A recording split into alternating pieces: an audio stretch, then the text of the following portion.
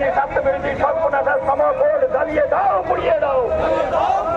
সর্বনাশা সমকোড জ্বালিয়ে দাও, পুড়িয়ে দাও। পুঁজিপতিদের স্বার্থ রক্ষাকারী এই সমকোড মানছি না, মানব না। শ্রমিকের অধিকার সংগ্রাম নাইলে এই বিক্ষোভ, এই রাজ্যে রাজ্যে বিক্ষোভ, আমাদের রাজ্যে বিক্ষোভ, এই পাড়ায় পাড়ায় বিক্ষোভ, এই কলকারখানায় বিক্ষোভ, এই লড়াই চাই। অবিলম্বে বাতিল করতে হবে। এই শ্রমকোডের নামে শ্রমিকদের সমাদাসে পরিণত করা চলছে না, চলবে না।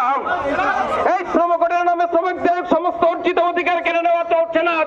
হাউসের সুখ সমৃদ্ধি এবং আরও বেশি সম্পদ বাড়ানোর লক্ষ্য নিয়ে, আমাদের দেশের শ্রমজীবী মানুষকে পিষে মারার লক্ষ্য নিয়ে, দাস শ্রমিকে রূপান্তরিত করার লক্ষ্য নিয়ে শ্রমিক শ্রেণীর প্রতি জিহাদ ঘোষণা করেছে মোদী সরকার এবং ধারাবাহিকভাবে এটা করে আসছিল।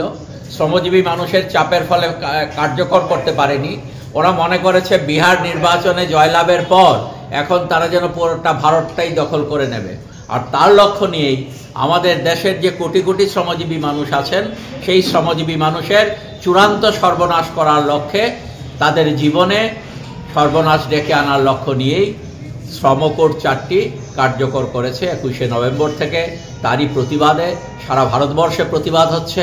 কর্ণাটকে মহিলারা যারা anganwadi worker, ASHA worker, mid day meal worker, তারা সেখানে মন্ত্রীদের বাড়ির সামনে হাজার হাজার মহিলারা সেখানে ধর্ণা দিচ্ছেন এই শ্রমকোড বাতিলের দাবিতে। এমনিভাবে সারা ভারতবর্ষে এই শ্রমকোড বাতিলের দাবিতে লক্ষ লক্ষ শ্রমিক তারা কলে কারখানায় রাস্তায় নেমেছেন। আমরাও ত্রিপুরা রাজ্যে 26শে নভেম্বর প্রতিবাদ জানিয়েছি। আজকে এখানে প্রতিবাদ ধ্বনিত করছি। আগামী দিনও আমাদের এই প্রতিবাদ থাকবে।